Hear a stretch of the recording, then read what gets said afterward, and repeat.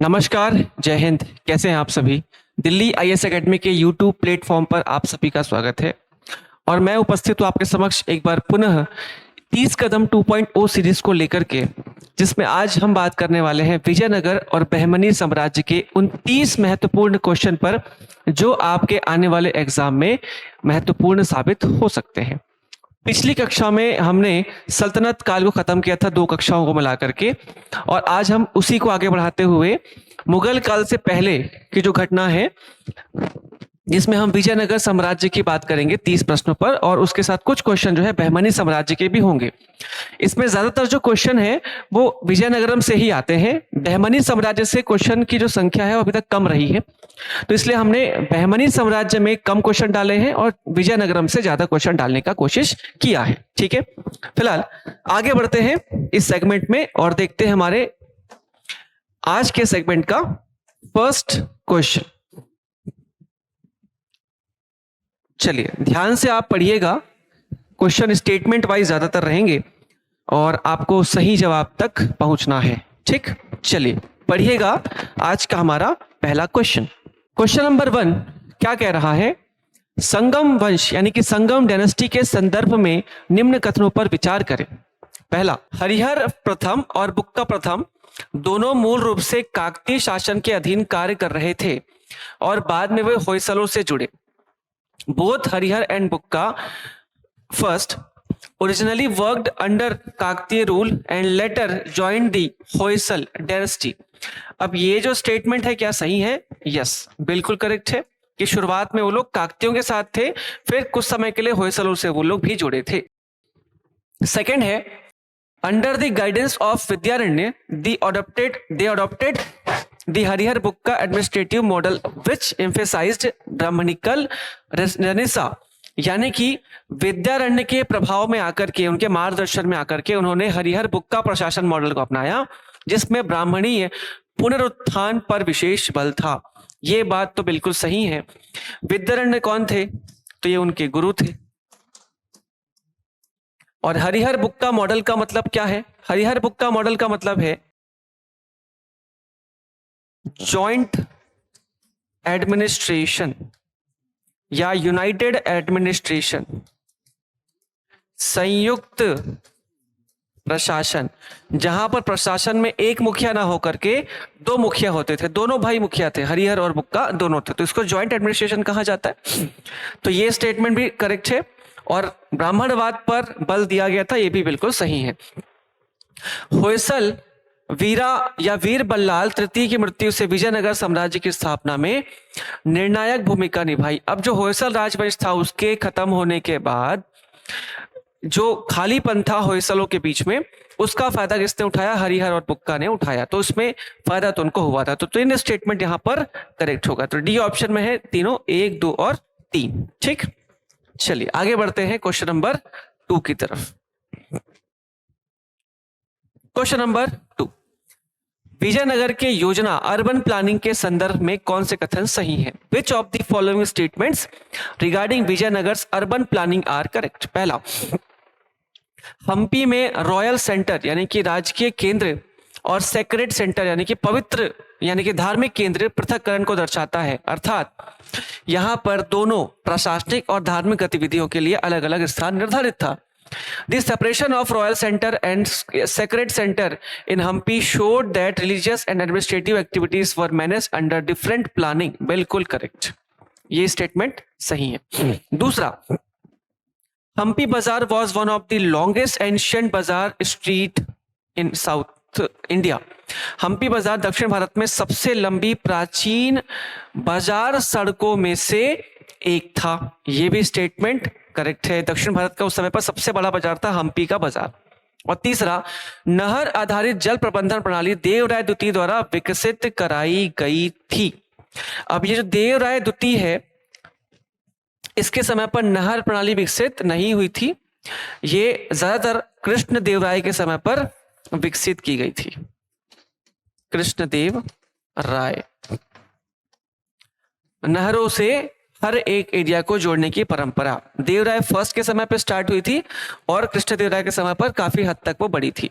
तो यहाँ पर केवल एक और दो स्टेटमेंट करेक्ट होगा, तीसरा स्टेटमेंट करेक्ट नहीं है। ठीक, चलिए आगे बढ़ते हैं हमारे आज के क्वेश्चन नंबर 3 की तरफ। Choose the correct statement regarding to battle of Talikota 1565।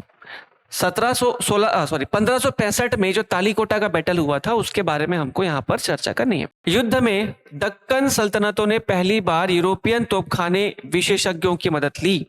In the war the Deccan sultans for the first time sought help for from European artillery experts. क्या ये स्टेटमेंट सही है? इस युद्ध को दक्कन के सुल्तानों ने आर्टिलरी यानी कि तोपों की मदद से जीता था, तो इस बात को लेकर के कोई दिक्कत नहीं है, तो ये स्टेटमेंट सही है। दूसरा, राम राय की मृत्यु विजयनगर के पराजय की अंतिम कील साबित हुई। Ram Raya's death proved to be the final nail in the coffin of Vijayanagara defeat. अब यहां पर स्टेटमेंट ध्यान से पढ़िएगा। राम राय और सदाशिव राय, सदाशिव राय, सदाशिव राय थे वहां के राजा, कौन से राजवंश के? तुलु राजवंश के। और राम राय ये उनके सेनापति, लेकिन सारी शक्तियां किसके हाथों में थी? राम राय की। अतः जैसे राम राय हारता है वो अपने आप उस पूरे बैटल को हार जाते हैं उसकी मृत्यु के बाद। तो दूसरा स्टेटमेंट भी करेक्ट है। और तीसरा, युद्ध के बाद राजधानी हम्पी से दूधगिरी में स्थानांतरित हो गई। ये स्टेटमेंट करेक्ट नहीं है, क्योंकि यहां पर एक तो पहले राजधानी क्या थी? आनेगोंडी, आनेगोंडी। दूसरा विजयनगर, विजयनगर। अभी जो विजयनगर है, जब ये राजधानी थी विजयनगर तभी तालिकोटा का बैटल हुआ था। और इसके बैटल के बाद पेनुगोंडा, पेनुगोंडा कैपिटल बनी, पेनुगोंडा। और चौथी, एक सेकेंड, आनेगोंडी, विजयनगर, पेनुगोंडा और चंद्रगिरी, चंद्रगिरी, ये 4 कैपिटल थी और हस्तांतरित की गई थी विजयनगर यानी कि हम्पी से कहा? पेनुगोंडा। ठीक है, तो यहां पर तीसरा स्टेटमेंट इनकरेक्ट है, तो पहला और दूसरा सही है। ठीक, चलिए आगे बढ़ते हैं क्वेश्चन नंबर 4 की तरफ। क्वेश्चन नंबर 4 ध्यान से पढ़िएगा। क्वेश्चन नंबर 4 में क्या बोल रहा है? अमर नायक प्रणाली पर विचार करना है। Consider the Amar Nayak system. ये अमर नायक सिस्टम एक प्रकार का सामंती सिस्टम था, आप याद रखेंगे। अपने लोगों को, अपने अधिकारियों कर्मचारियों को क्या देने की परंपरा? भूदान या जमीन देने की परंपरा। ठीक है, पहला statement, it was a feudal like model but land was not given in personal ownership. यह सामंतवाद यानी कि फ्यूडलिज्म जैसा मॉडल था, परंतु भूमि व्यक्तिगत स्वामित्व में नहीं दी जाती थी। अब इसका मतलब क्या है? यह सामंतवाद कह रहा है ना, यानी कि एक राजवंश है जिसके अलग अलग क्षेत्रों को उसने अलग अलग लोगों को प्रशासन के लिए दिया हुआ है, इसको बोलते हैं सामंतवाद, है ना। और ये वैसा मॉडल था क्या? तो बिल्कुल वैसा मॉडल था। ठीक, इसको जो जमीन दी जाती थी वो अमरम जमीन या अमरम भूमि, और इस भूमि में जो अधिकारी होते थे उनको बोलते थे अमर नायक, अमर नायक। तो इसी से अमर नायक प्रणाली का विकास हुआ। और अच्छी बात यह थी कि इसमें व्यक्तिगत स्वामित्व में उस जमीन को नहीं दी जाती थी शुरुआती समय पर, तो इस हिसाब से यह स्टेटमेंट करेक्ट है। बाद में हालांकि इस पर हेरेडिटरी हो गया था ये, लेकिन शुरुआत में तो नहीं थी। दूसरा, अमर नायक सैन्य, राजस्व और न्यायिक तीनों क्षेत्रों पर अधिकार रखते थे। Amara Nayaka had authority in military, revenue and judicial sectors. बिल्कुल सही, तीनों के पास, तीनों का प्रशासन के पास होता था। और तीसरा, इसे विजयनगर में सबसे पहले कृष्णदेवराय ने औपचारिक रूप दिया। Krishnadevaraya first formalised it is Vijayanagara. तो क्या स्टेटमेंट सही है? कृष्णदेवराय से पहले ही ये चीज लागू हो चुकी थी, तो ये स्टेटमेंट गलत है। तो पहला और दूसरा यहां पर करेक्ट होगा, only 1 and 2 is correct for question number 4। ठीक, चलिए आगे बढ़ते हैं क्वेश्चन नंबर 5 की तरफ। क्वेश्चन नंबर 5 ध्यान से पढ़िएगा। एक तरफ आपके समक्ष 3-4 अलग अलग टाइप का स्टेटमेंट है और दूसरी तरफ उनसे संबंधित चीजें हैं, दोनों को मिलाना है। रायचूर दोआब ये कहां से मिलता है? विजयनगर का और बहमनी का टकराव यहां पे किस लिए हुआ था? रायचूर के दोआब के लिए। बहमनी की स्थापना दक्कन का पहला स्वतंत्र मुस्लिम सत्ता थी। विद्यारण्य ये श्रृंगेरी मठ कर्नाटक से संबंधित थे और हम्पी प्रारंभिक राजधानी विजयनगर की, यानी कि इसी का नाम विजयनगर था। ठीक, चलिए तो एक तो सिंपल जुड़ा ही हुआ है तो कोई दिक्कत वाली बात ही नहीं है। तो हम देख लेते हैं कहां पर है 1 2 3 4, बी ऑप्शन में 1 2 3 4। ठीक, चलिए आगे बढ़ते हैं हमारे अगले सवाल की तरफ। Question number 6 regarding Krishnadeva Raya's administrative policy. पहला, उन्होंने रायचूर दोआब पर निर्णायक विजय प्राप्त की। He achieved decisive victory over the Raichur Doab. आगे देखते हैं, फिर आगे इसको समझाने का प्रयास करता हूं मैं। दूसरा, उसके शासनकाल में विजयनगर की विदेशी व्यापार आय अपने चरम पर पहुंची। During his region Vijayanagara region foreign trade income reach in peak. ये तो स्टेटमेंट सही है, व्यापार के लिए बहुत अच्छा था उनका समय, तो स्टेटमेंट सही लीजिएगा आप लोग। उन्होंने अमुक्त माल्यद को संस्कृत में रचा। ही कंपोज्ड अमुक्त माल्यद इन संस्कृत। अब यहां पर अमुक्त माल्यद ये जो ग्रंथ है वो संस्कृत में नहीं है, तेलुगु में है, तेलुगु में है। ठीक है, और उन्होंने रायचूर दोआब पर निर्णायक विजय प्राप्त की थी। अब देखो ये स्टेटमेंट जो है ना, निर्णायक का मतलब यह है कि उन्होंने बहुत अपने समय तक, लंबे समय तक रायचूर दोआब को जीत करके अपने कब्जे में रखा था। ठीक, जिसके लिए इनके बीच में, विजयनगर के बीच और बहमनी के बीच में कॉन्फ्लिक्ट था। ठीक, तो हम अगर उनके प्रशासन की बात करें तो इन्होंने निर्णायक बढ़त तो हासिल कर ली थी अपने समय के हिसाब से, तो ये स्टेटमेंट सही है। और उनके शासनकाल में विजयनगर की विदेशी व्यापार आय अपने चरम पर पहुंची थी, तो ये भी हम सही ले सकते हैं। तो 1 और 2 दोनों स्टेटमेंट सही है। ठीक, चलिए आगे बढ़ते हैं अगले सवाल की तरफ। Question number 7 choose the correct statement regarding foreign travelers। विदेशी यात्रियों के संदर्भ में सही कथन का चुनाव करें। पहला स्टेटमेंट है, Abdul Razzaq described Vijayanagara as the richest city in the world. Abdul Razzaq ने विजयनगर को दुनिया का सबसे समृद्ध नगर बताया। अब अब्दुल रजाक जो था वो एक अरबी यात्री था और इसने एक बुक लिखा, मतलाए शाहीन। मतलाए शाहीन, मतलाए शाहीन। ठीक, तो अब्दुल रजाक ने विजयनगर को दुनिया का सबसे समृद्ध नगर बताया और मतलाए शाहीन में उसने इसकी जिक्र करा था, यह स्टेटमेंट करेक्ट है। दूसरा, डोमिगो पायस ने, जो कि एक पोर्तुगीज था ना, याद रखिएगा, डोमिगो पायस ने विजयनगर साम्राज्य को दुनिया का सबसे समृद्ध विजयनगर सेना में घुड़सवार सेना की केंद्रीय भूमिका पर टिप्पणी की। Domingo Paes commented on the central role of cavalry in Vijayanagara army. तो उसका ऐसा तो कोई जिक्र नहीं है किसी बुक का, लेकिन हाँ उसने यहाँ के सेना के बारे में लिखा तो जरूर है, ये स्टेटमेंट मिलता है, तो दूसरा स्टेटमेंट भी करेक्ट है। तीसरा, फर्नाओ नुनीस ने अमरनायक प्रणाली को नियंत्रित करने में राज्य की कमजोरी का उल्लेख किया है।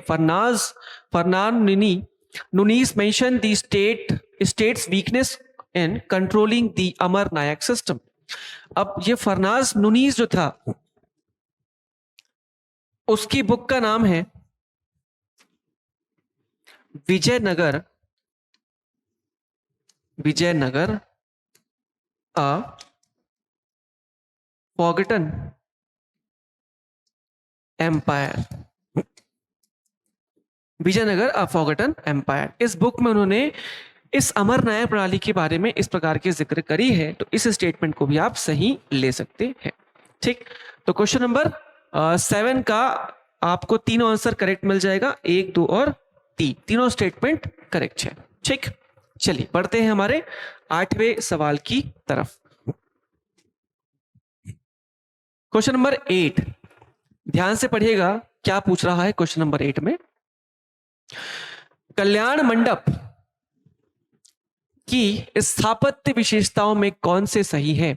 Which of the following architectural features of कल्याण मंडप are correct? कल्याण मंडप साउथ में दक्षिण भारत के मंदिर स्थापत्य और महल स्थापत्य का एक विशेष खासियत विशेषता है। ठीक, जिसके बारे में यहां पर चर्चा की जा रही है। पहला, यह मुख्यतः विवाह और धार्मिक अनुष्ठानों के लिए एक बना खुला मंडप था। It was mainly an open mandapa build for wedding and religious ceremony. बिल्कुल सही, पहला स्टेटमेंट करेक्ट है। दूसरा, इसमें याली स्तंभ सबसे प्रमुख होते थे। ठीक है, याली पिलर्स, इनके पिलर्स को याली पिलर्स कहा जाता था, ये बिल्कुल सही है।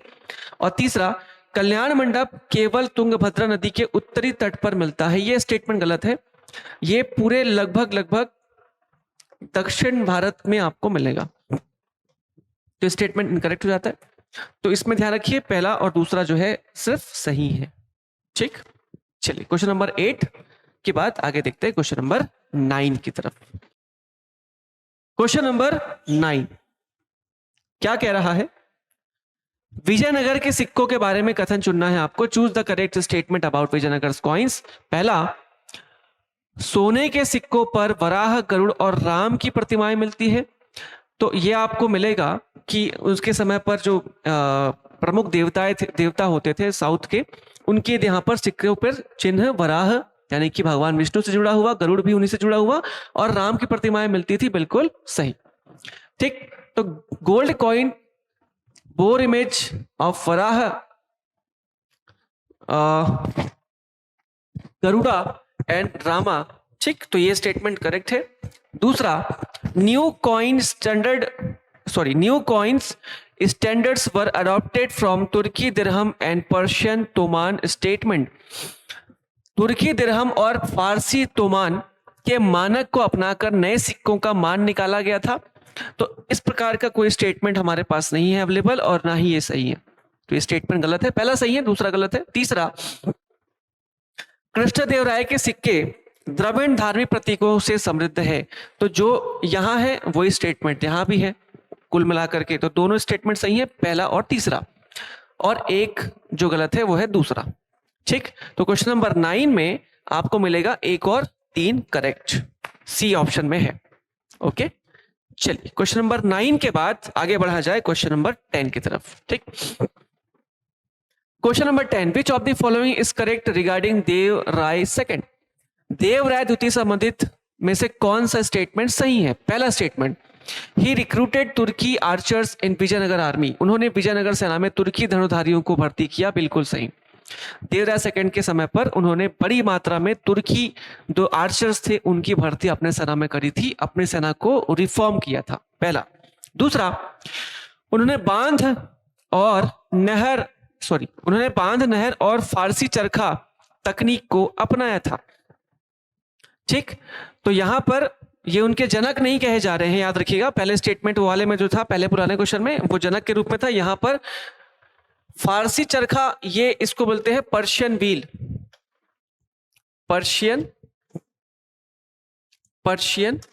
व्हील, यानी कि एक प्रकार का रहट, आपने सुना होगा रहट वाला, जो पानी को जमीन से निकालता है, ठीक है, कुएं से निकालता है और खेतों में पहुंचाने का काम करता है। ठीक, तो ये स्टेटमेंट करेक्ट है, सेकंड वाला भी। वे गजपत दंड नीति के संस्थापक माने जाते हैं। गजपत दंड नीति क्या है एक्चुअल में? ये शुरुआत हुआ था उड़ीसा से, और वहां पे शासक होते थे उड़ीसा में गजपति शासक, और इन्हीं की नीति थी गजपत दंड नीति। ठीक, तो यहां पर तीसरा स्टेटमेंट इनकरेक्ट है और पहला दूसरा सही है, तो हमारे पास ऑप्शन में ए अवेलेबल है, first and second is correct. ठीक, चलिए आगे बढ़ते हैं हमारे अगले क्वेश्चन की तरफ। Question number 11, consider the Vijayanagara economy, Vijayanagara अर्थव्यवस्था पर विचार करें। पहला, रेशम बुनाई यानी कि सिल्क वेविंग पर राज्य द्वारा प्रत्यक्ष नियंत्रण था। The state had direct control over silk weaving, बिल्कुल गलत। राज्य का इस पर कोई ऐसा प्रभाव नियंत्रण नहीं देखने को मिलता। दूसरा, horse trade was mainly controlled by Arab and Portuguese merchants, घोड़ा व्यापारी मुख्यतः अरब और पुर्तगाली व्यापारियों द्वारा नियंत्रित थे। ये स्टेटमेंट सही है क्योंकि इनके समय पर पुर्तगाली जो थे वो अपने साथ विदेशी घोड़े लेकर के आते थे और अरबी घोड़े वो भी फेमस थे, तो यहां पर दोनों का यहां पर खूब नियंत्रण होता था। ये स्टेटमेंट तो करेक्ट है। और तीसरा, आयात पर भारी सीमा शुल्क लगाने की नीति कृष्णदेवराय ने लागू करी थी। अब यहां पर आयात के संदर्भ में आपको याद रखना है कि अपने इंटरनल ट्रेड को ज्यादा बढ़ाने के लिए इन्होंने इस नीति को लगाया था। ठीक है, तो Krishnadevaraya implemented a policy of heavy tariff on imports, ये स्टेटमेंट करेक्ट है। तो यहां पर दूसरा और तीसरा स्टेटमेंट आप करेक्ट ले सकते हैं, पहला स्टेटमेंट इनकरेक्ट है। तो केवल डी, 2 और 3। ठीक है, चलिए, तो क्वेश्चन नंबर 11 का आंसर है डी, केवल 2 और 3। आगे बढ़ते हैं क्वेश्चन नंबर 12 की तरफ। Question number 12, regarding water management in Hampi, Hampi के जल प्रबंधन के संदर्भ में आपको 3 स्टेटमेंट है, उन स्टेटमेंट में आपको करेक्ट को चुनना है। पहला, कमलपुरा टैंक और नुबेंडर नहर कृष्णदेवराय के काल में विस्तार पाए। ठीक। दूसरा, सीढ़ीदार कुएं का प्रयोग मुख्यतः मंदिर परिसरों में किया जाता था। Step wells were mainly used in temple complexes. और तीसरा, अनुभव मंडप में वर्षा जल संचय एवं निकास का जटिल तंत्र था। अब देखिए, ये जो कमलपुरा टैंक और नुबेंडर नहर है, ये एक्चुअल में एक नहर व्यवस्था और झील के बारे में था। झीलों के पानी को नहर के माध्यम से किसानों तक पहुंचाना और शहरों तक और गांव तक पहुंचाना। तो ये स्टेटमेंट कृष्णदेवराय के समय पर काफी विस्तृत हुए, बिल्कुल सही है। दूसरा, सीढ़ीदार कुएं का प्रयोग मुख्यतः मंदिर परिसरों में किया जाता था। आप आज भी देखोगे बहुत सारे मंदिरों में, खासकर साउथ में, गुजरात से लेकर के साउथ वाले इलाके में बहुत सारे ऐसी बावड़ी बनाई गई है मंदिरों के आसपास, जिसमें पानी को संचित करके रखने की व्यवस्था होती थी, जिसमें सीढ़ी बने होते थे। यही है, तो ये भी स्टेटमेंट करेक्ट है। और तीसरा, अनुभव मंटपा में वर्षा जल संचय एवं निकास का जटिल तंत्र था। अब देखिए, अनुभव मंटप बेसिकली 12वीं सेंचुरी से जुड़ा हुआ मुद्दा है। 12वीं शताब्दी में एक बहुत बड़े समाज सुधारक हुए बसवन्ना, आपने शायद नाम सुना होगा, बसवन्ना। तो इन्होंने सामाजिक सौहार्द को बढ़ाने के लिए लोकतंत्रात्मक ढांचे को, लोकतंत्र के ढांचे को व्यवस्थित करने के लिए क्या स्टार्ट करा था? अनुभव मंडप करके एक उन्होंने पूरा का पूरा एक क्या बोलना चाहिए, पूरा का एक मंडप बनवाया था, बड़ा सा, एक जैसे कोई बड़ा बिल्डिंग हो टाइप का। ठीक, तो वर्षा जल संचय से कोई मतलब या कोई इसका संबंध नहीं है, तो स्टेटमेंट इनकरेक्ट है। तो केवल 1 और 2 ही इसमें करेक्ट होगा, तीसरा गलत हो जाएगा। ठीक, चलिए आगे बढ़ते हैं क्वेश्चन नंबर 13 की तरफ। आप पढ़िए ध्यान से क्या क्वेश्चन पूछा जा रहा है। Question number 13, regarding Vijayanagar Bahmani conflict, Vijayanagar Bahmani संघर्ष के बारे में आपको विचार करना है। पहला, संघर्ष मुख्यतः रायचूर दोआब और तुंगभद्रा दोआब पर हुआ। The conflicts awkward mainly over the Raichur Doab and Tungabhadra Doab, बिल्कुल सही, ये वही है, रायचूर तुंगभद्रा एक ही है। ठीक, सही है। तीसरा, जैसे आप देखोगे इस साइड पर बहमनी थे और इस साइड पर विजयनगर, और इस एरिया में था ये तुंगभद्रा रायचूर का दोआब, जो कि तुंगभद्रा और कृष्णा रिवर के दोआब पर स्थित है। ठीक, तो ये स्टेटमेंट तो सही है। दूसरा, कृष्णदेव राय ने गजपति उड़ीसा के शासक गजपतियों पर निर्णायक विजय प्राप्त की थी, बिल्कुल करेक्ट है, याद रखिएगा, उन्होंने गजपतियों को हराया था। और तीसरा, बहमनी के विघटन ने विजयनगर को कमजोर कर दिया। बहमनी के विघटन ने विजयनगर को कैसे कमजोर किया होगा, इससे कोई इसका ताल्लुक नहीं है, और वो तो खुद बाद में और पावरफुल हो चुके थे। ठीक है, तो तीसरा स्टेटमेंट करेक्ट है, सॉरी इनकरेक्ट है। पहला दूसरा सही है, और ऑप्शन में डी ऑप्शन है, पहला और दूसरा करेक्ट। ठीक, चलिए चौथा, सॉरी नेक्स्ट क्वेश्चन 14 नंबर का, ध्यान से पढ़िएगा। Question number 14, regarding criticism and literature, आलोचना और साहित्य के बारे में यहां पर क्वेश्चन है। पहला, तेलुगु, कन्नड़ और तमिल साहित्य का स्वर्ण काल विजयनगर में माना जाता है। The golden age of Telugu, Kannada and Tamil literature is considered to be in Vijayanagar. तो यहां पर आप देखोगे तेलुगु साहित्य के अष्ट दिग्गज कृष्णदेवराय के दरबार में हुआ करते थे।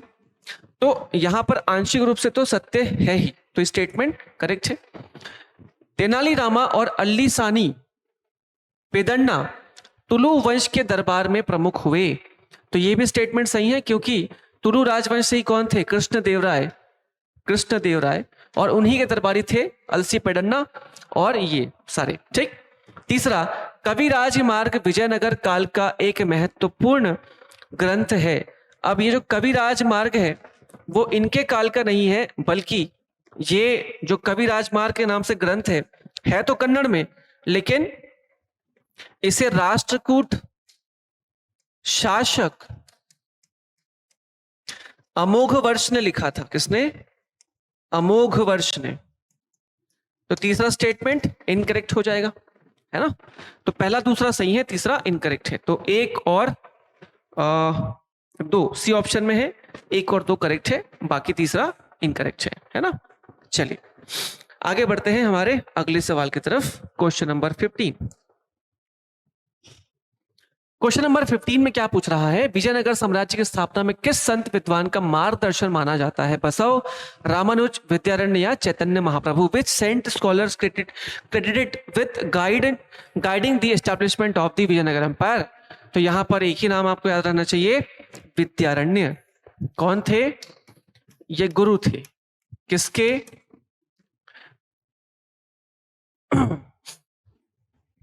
हरिहर प्रथम और बुक्का प्रथम के। ठीक, तो ऑप्शन बहुत इजी था। ठीक है, बसवन्ना तो 12th सेंचुरी के थे, रामानुजन 14th सेंचुरी, विद्यारण्य जो थे वो इनके गुरु थे, और चैतन्य महाप्रभु ये तो असम के थे। ठीक, चलिए आगे देखते हैं अगला सवाल। क्वेश्चन नंबर 16, रिगार्डिंग नायक स्टेट, नायक राज्य या नायकर राज्य के बारे में हमको यहां पर डिटेल में चर्चा करनी है। पहला स्टेटमेंट है, मदुरै, तंजौर, जिंजी,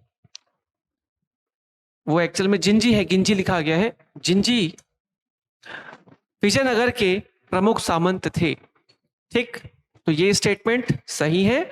ये सारे मदुरै, तंजौर और जिंजी, ये साउथ के जो स्टेट हैं तमिलनाडु के, है ना, वो सारे विजयनगर के ही प्रमुख सामंत हुआ करते थे एक समय पर। दूसरा, इन्होंने ताड़पत्र प्रशासन के केंद्रीकृत प्रणाली अपनाई। अब यहां पर ध्यान रखिएगा, विजयनगर साम्राज्य में केंद्रीकृत शासन व्यवस्था का अभाव था, क्योंकि यहां पर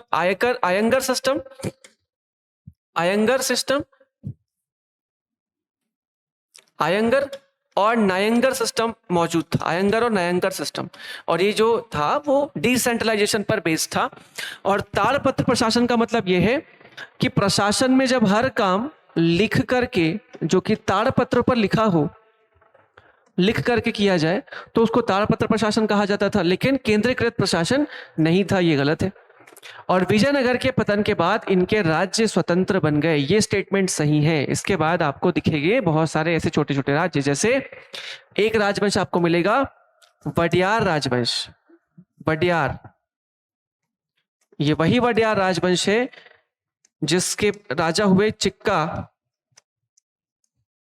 चिक्का कृष्णराज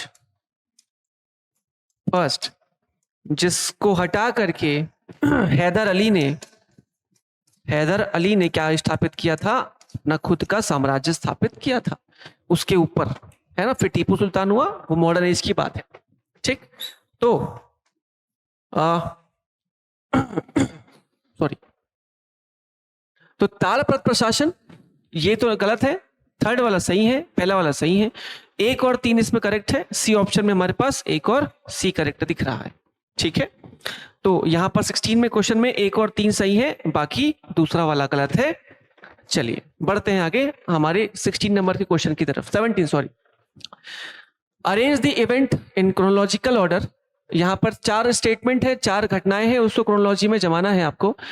तो विजयनगर की स्थापना, establishment of Vijayanagar empire, establishment of the Bahmani kingdom, Harihara and Bukka being captured by Tughlaqs, और रिसीविंग गाइडेंस फ्रॉम विद्यारण्य। अब यहां पर सबसे पहले जब विद्रोह हुए थे साउथ में, हरिहर बुक्का को पकड़ लिया गया था। ये पकड़ के कहां ले गए इनको? दिल्ली ले गए, ठीक। तो पहला स्टेटमेंट तो ये था। फिर दिल्ली से इनको वापस साउथ में भेजा गया यहां के विद्रोह को दबाने के लिए, लेकिन यहां पर ये खुद विद्रोह कर दिए। किसके साथ मिल गए? अपने गुरु विद्यारण्य के साथ। और विद्यारण्य का मार्गदर्शन से ये लोग वापस में हिंदुइज्म में कन्वर्ट हुए, और फिर इन्होंने एक नए साम्राज्य की स्थापना की, विजयनगर। और फिर विजयनगर के बाद ये विजयनगर 1336 में स्थापित हुआ, और बहमनी साम्राज्य हुआ 1347 में। तो यहां पर 3 पहले आएगा, उसके बाद 4 आएगा, फिर आएगा 1, उसके बाद आएगा 2। तो 4 3 1 2 कहीं दिख रहा है क्या? बी ऑप्शन में दिख रहा है 4 3 2, सॉरी 4 3 1 और 2, ठीक। चलिए इजी क्वेश्चन था, ऐसे क्वेश्चन आते हैं, उसको ध्यान रखेंगे। आगे देखते हैं अगला सवाल, क्वेश्चन नंबर 18। आप ध्यान से पढ़िएगा, क्वेश्चन नंबर 18 में क्या पूछ रहा है। चलिए क्वेश्चन नंबर 18 में पूछ रहा है मंदिर स्थापत्य के बारे में। पहला, रथ शैली मंडप विट्ठल मंदिर की विशेष पहचान है। ये विजयनगर साम्राज्य के समय पर ही बनाई गई थी, विट्ठल स्वामी मंदिर, ठीक, हम्पी। तो ये स्टेटमेंट करेक्ट है, ठीक। The ratha style mandapa is the distinctive feature of Vittala temple, ठीक। Next, the interior of Hazara temple, Hazara है एक्चुअल में, हजारामा लिखा गया है, Hazara temple is entirely based on Ramayana narrative friezes. Hazara Ram मंदिर में का आंतरिक भाग पूर्णतः रामायण श्रृंखला पर आधारित है, तो वहां पर वो राम मंदिर ही है, तो इसलिए वहां पर पूरा का पूरा ये श्रृंखला है रामायण की। और तीसरा, कमल महल इंडो इस्लामिक स्थापत्य का सुंदर उदाहरण है। यह भी स्टेटमेंट आप सही मान लीजिए। अगर आपको थोड़ा सा भारी लगे तो सिर्फ आंसर के रूप में स्टेटमेंट को याद रख लीजिए, ठीक है। कभी अगर आ गया गलती से तो सही है। तो डी ऑप्शन करेक्ट है, तीनों इसमें आपको मिल जाएगा, ठीक। चलिए आगे बढ़ते हैं क्वेश्चन नंबर 19 की तरफ। क्वेश्चन नंबर 19 क्या पूछ रहा है, ध्यान से पढ़ते हैं। विजयनगर के व्यापारिक शहर, कमर्शियल सिटीज ऑफ विजयनगर। पहला, बीदर विजयनगर के मुख्य बंदरगाहों में था। The Bidar was among the main ports of Vijayanagar. अब बीदर तो अपने आप में किसका पार्ट था? बहमनियों का पार्ट था, बहमनियों का पार्ट था। तो ये स्टेटमेंट तो ऑलरेडी इनकरेक्ट है। दूसरा, नागपट्टनम जो कि कहां पर है? तमिलनाडु। नागपट्टनम से दक्षिण पूर्वी एशिया का व्यापार होता था। दक्षिण पूर्वी एशिया मतलब ये वाला है, इधर तमिलनाडु, ठीक, इधर पे, और सॉरी ये पूरा, और इस साइड पर किसका एरिया है? दक्षिण पूर्वी, ठीक। तो नागपट्टनम से दक्षिण पूर्वी एशिया का व्यापार होता था। तो ये भी स्टेटमेंट, ये वाला स्टेटमेंट सही है, ठीक है। और यहां पर इनका राज्य भी था, है ना, इसलिए। इसके बाद नेक्स्ट, बारबरिकम तट पर उनके जहाज मुख्य रूप से their ships primarily went to the Barbaricum coast. अभी बारबरिकम कोस्ट बेसिकली नॉर्थ में है, यानी कि नॉर्थ भी नहीं है, ये नॉर्थ वेस्ट में है। ये कराची, ये आपका जो सिंध वाला इलाका है, यहां पे पड़ेगा आपको बारबरिकम पुराना, ठीक। तो यहां से इनका कोई संबंध तो वैसे दिखता है नहीं कहीं पर, तो तीसरा स्टेटमेंट इनकरेक्ट हो जाएगा। तो only 2 is correct, D option में है। ठीक, चलिए क्वेश्चन नंबर 20। यहां पर पुर्तगाल और विजयनगर के संबंधों के बारे में चर्चा की गई है। बहुत इंपॉर्टेंट क्वेश्चन है, मिडवेल और मॉडर्न को मिलाकर के। पहला, कृष्णदेवराय 1509 to 29 ने पुर्तगालियों को भटकल में फैक्ट्री खोलने की अनुमति दी थी। आप एक व्यक्ति का नाम याद रखना, गवर्नर जनरल था पुर्तगालियों का, जिसका नाम था Alfonso de Albuquerque. Alfonso de Albuquerque. और ये जो अल्बुकर्क नाम के व्यक्ति थे, इनका संबंध कृष्णदेवराय के साथ अच्छा था और इन्होंने भटकल में एक फैक्ट्री स्टैब्लिश करने के लिए फादर लुई, क्या नाम था, फादर लुई को अपना एम्बेसडर बना करके भेजा था। फादर लुई, ठीक, फादर लुई को। तो स्टेटमेंट करेक्ट है पहला वाला। दूसरा, पुर्तगालियों ने विजयनगर को तोप खाने बनाने की तकनीक दी। अब अगर वो मिल जाती तो लोग हारते नहीं आगे जाकर के, इनके पास तोपखाना नहीं था। ये स्टेटमेंट गलत है। और तीसरा, कृष्णदेवराय ने गोवा पर अधिकार कर लिया था। ये भी स्टेटमेंट इनकरेक्ट है। क्यों? क्योंकि गोवा पर पुर्तगालियों का अधिकार था कब से? ये था 1509-10 से लेकर के 1962 तक। तो यहां पर ये स्टेटमेंट भी इनकरेक्ट हो जाएगा। ठीक, तो 1 और 2 नहीं, 2 और 3 करेक्ट नहीं है, पहला ही करेक्ट है। तो सिर्फ एक ऑप्शन में है, ये ए में है ऑप्शन, तो केवल एक करेक्ट हो जाएगा। ठीक है, चलिए आगे बढ़ते हैं क्वेश्चन नंबर 21 की तरफ। बहमनी सल्तनत की स्थापना के संदर्भ में निम्न कथनों पर विचार करें। Consider the following statements regarding the establishment of the Bahmani सल्तनत। पहला, बहमनी साम्राज्य की स्थापना 1347 ईस्वी में गुलबर्गा को राजधानी बना करके की गई थी। तो क्या 1347 में इनकी राजधानी गुलबर्गा थी और एस्टैब्लिशमेंट हुआ था? बिल्कुल करेक्ट। दूसरा, Hasan Gangu who founded the Bahmani kingdom was originally a noble in the Tughlaq administration of the Delhi Sultanate। Noble का मतलब यहां पर था अमीर। ठीक, तो बहमनी साम्राज्य की स्थापना करने वाला हसन गंगू मूलतः दिल्ली सल्तनत के तुगलक प्रशासन में एक अमीर था। बिल्कुल करेक्ट। ठीक, और तीसरा, बहमनी साम्राज्य का बहमन नाम एक फारसी शब्द से लिया गया है जिसका अर्थ है श्रेष्ठ या नोबल। ऐसा नहीं है, इसका नाम ही था। ठीक, ये जो हसन गंगू है, ठीक, उसका नाम ही था बहमन। ठीक है, बहमन करके, तो ये उसके नाम से लिया गया है। तो ये, हालांकि मुझे पूरा नाम अभी याद नहीं आ रहा, तो ये सिर्फ आप याद रखिएगा, पहला स्टेटमेंट करेक्ट है। गुलबर्गा उनकी कैपिटल थी और 47 में एस्टैब्लिश हुआ था और दिल्ली सुल्तनत के अंतर्गत वो वहां पर अमीर के पद पर था। ठीक, जिसको विद्रोहों को दबाने के लिए अपॉइंट किया गया था, लेकिन बाद में उसने खुद ही विद्रोह करके क्या कर दिया। तो पहला दूसरा सही है और ऑप्शन में ए ऑप्शन करेक्ट है, केवल 1 और 2। ठीक, आगे बढ़िए अगले सवाल की तरफ। क्वेश्चन नंबर 22, बहमनी सल्तनत की अफाकी दक्कनी प्रतिद्वंदिता के संदर्भ में निम्न का मिलान करें। अब यहां पर कुछ स्टेटमेंट है, कुछ लोगों के नाम है, प्रजातियों के नाम है और उनके बारे में दिया गया है। इसमें अगर दिक्कत हो तो सिर्फ आंसर लिख लेना, कोई दिक्कत नहीं है। ठीक, इससे बहुत क्वेश्चन नहीं आते। अफाकी ये विदेशी थे और प्रायः पश्चिमी एशियाई कुलीन वर्ग से बिलोंग करते थे। ठीक, दक्कनी स्थानीय मुस्लिम या तुर्कीकृत दक्कनी सैनिक, ये भी ठीक है। अबसीनियाई, ये अबसीनियाई अफ्रीका मुल्क के होते थे सैनिक। और मुजावर तो एक ही बचा है, मस्जिद दरगाह सेवा करने वाला विशेष वर्ग। तो यहां पर ए बी सी का तो जुड़ा हुआ है, कोई दिक्कत वाली बात ही नहीं है। तो सी ऑप्शन में आपके समक्ष है 1, 2, 3 और 4। ठीक, चलिए तो बस याद कर लीजिए कौन कौन सा कहां से था, भाग में जाए सारी चीजें, आंसर बस याद कर लीजिए। 23, रिगार्डिंग एडमिनिस्ट्रेटिव पोजीशन इन दी बहमनी सल्तनत। बहमनी सल्तनत के प्रशासनिक पदों के संदर्भ में वजीर, पहला स्टेटमेंट है, वजीर ए उज़्म वित्त और राजस्व का सर्वोच्च अधिकारी था। ठीक, ये स्टेटमेंट आप एज इट इज याद रख लीजिए, सही है। वजीर ए उज़्म, वजीर ये था, बाकी वजीर उज़्म उसमें जोड़ दिया गया था। ठीक। दूसरा, सदर जंग सैन्य प्रशासन का प्रमुख था, यहां पर जंग लिखा हुआ है, उसे याद कर लीजिए, जंग। और मुल्क के तुजियार व्यापार मार्ग की सुरक्षा और कर वसूली देखता था, ये भी स्टेटमेंट करेक्ट है। तो इसमें ना सीधे आप आंसर याद कर लीजिए, कोई दिक्कत नहीं है। ऐसे प्रश्न हालांकि नहीं पूछे जाते हैं, लेकिन ये जो अंदर से जो जोड़ी मिलाओ में क्वेश्चन पूछता है, ये प्रकार से एक आध फैक्चुअल क्वेश्चन, तो वहां पर आपके लिए इंपॉर्टेंट ये हो सकता है। ठीक है, तो यहाँ पर तीनों स्टेटमेंट सही है, डी में आपके पास ऑप्शन भी है, 1, 2 और तीनों तीनों करेक्ट है। ठीक, चलिए आगे बढ़ते हैं हमारे अगले सवाल की तरफ।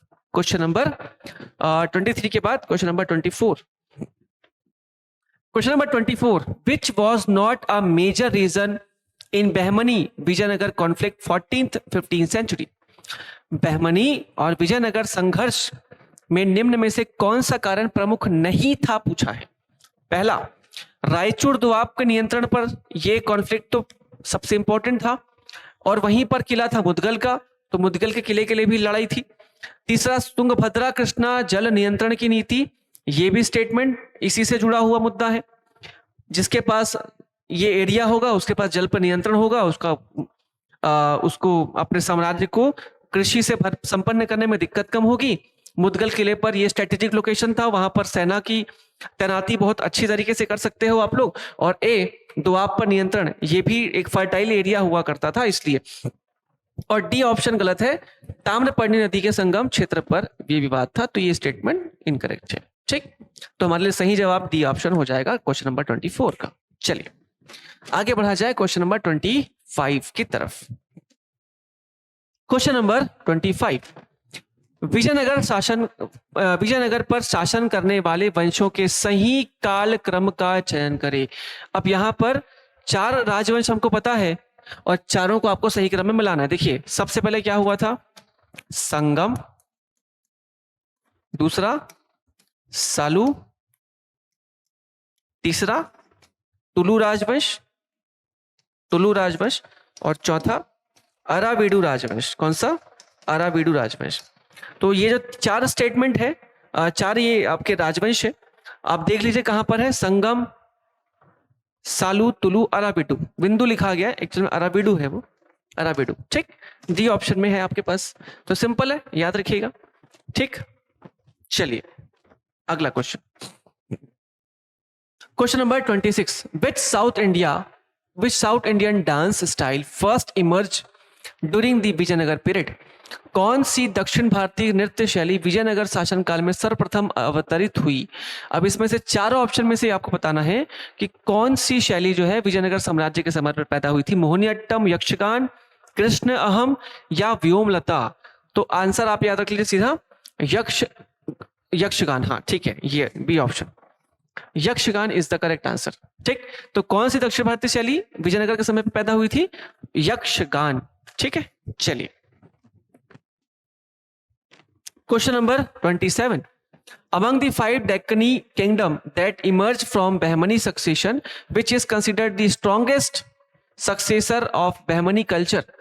बहमनी उत्तराधिकार में उभरे 5 दक्कनी राज्यों में से कौन सा बहमनी संस्कृति का सबसे मजबूत उत्तराधिकारी माना जाता है। ठीक, अहमदनगर, बीजापुर, बरार, यहां पर बरार आपके पास नहीं है ऑप्शन में, और गोलकुंडा। ये 5 क्या थे, राज्य का विघटन हुआ था, कौन से, बहमनी को तोड़ करके। अब इसमें सबसे ज्यादा बहमनियों से जो वो थे, जुड़ाव थे, या उन्हीं की परंपरा को आगे बढ़ाने वाले जो लोग थे, इनमें से कौन से थे। तो अहमदनगर, बीजापुर, बीदर या फिर गोलकुंडा। तो याद रखना Bijapur.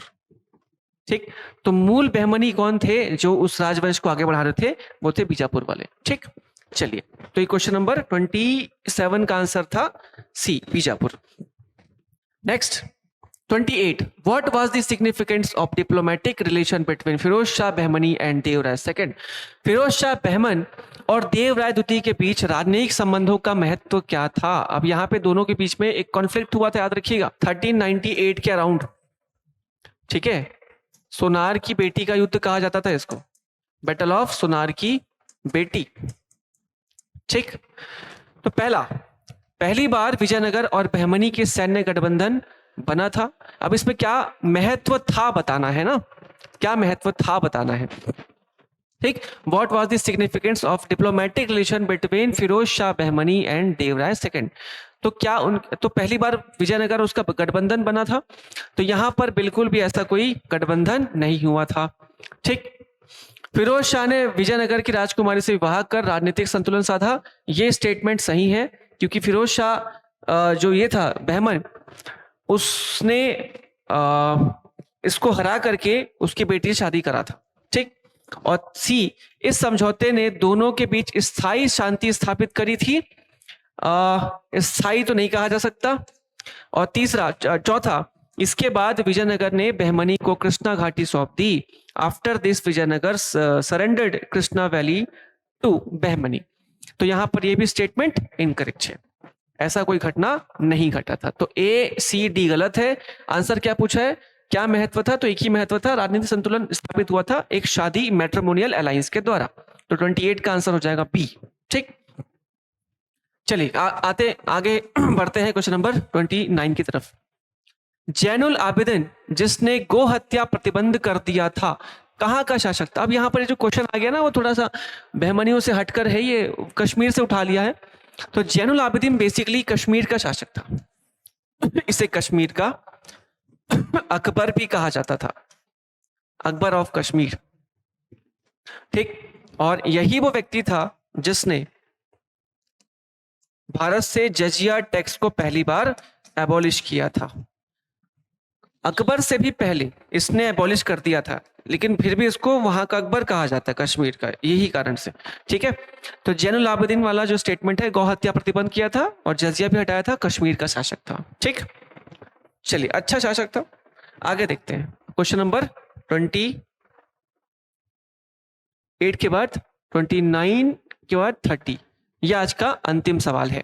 The dynasty founded by Harihar and Bukka was known as the Sangam dynasty because Harihar और बुक्का द्वारा स्थापित राजवंशों को संगम राजवंश के नाम से जाना जाता था। क्यों? यह संगम युग से अनुप्रमाणित था। बिल्कुल गलत, इनका संगम वंश संगम काल से कोई संबंध नहीं था। बी, नए राज्यों की राजधानी कृष्णा और तुंगभद्रा के संगम पर थी। बिल्कुल गलत, ऐसा कुछ नहीं था, मतलब कारण नहीं था ये। The capital of the new kingdom was located at the confluence of the Krishna and Tungabhadra river. तो गलत है स्टेटमेंट। नया राज्य विद्वानों का संगम आयोजित करता रहता था, ये भी स्टेटमेंट गलत है। और हरिहर और बुक्का के पिता का नाम संगम था। ठीक, जो एक बहुत इजी क्वेश्चन था ये वाला लास्ट का, उनके पिता का नाम ही संगम था, तो इसलिए उनके नाम से क्या लाया गया, संगम राजवंश की स्थापना हुई। ठीक, चलिए, तो ये आज आपके समक्ष हमने 30 प्रश्नों पर चर्चा की, जो कि विजयनगर और बहमनी से संबंधित थे, और ये आपके प्रीलिम्स के लिए अत्यंत महत्वपूर्ण हो सकते हैं। ठीक है, तो उम्मीद है ये सेशन भी आपके लिए बहुत बेनिफिशियल रहा होगा, और आने वाले समय में हम नेक्स्ट चैप्टर पर चर्चा करेंगे किसी और अच्छे टॉपिक के साथ। तो चलिए फिर मिलते हैं अगले सेशन में अगले वीडियो के साथ। तब तक के लिए धन्यवाद, जय हिंद।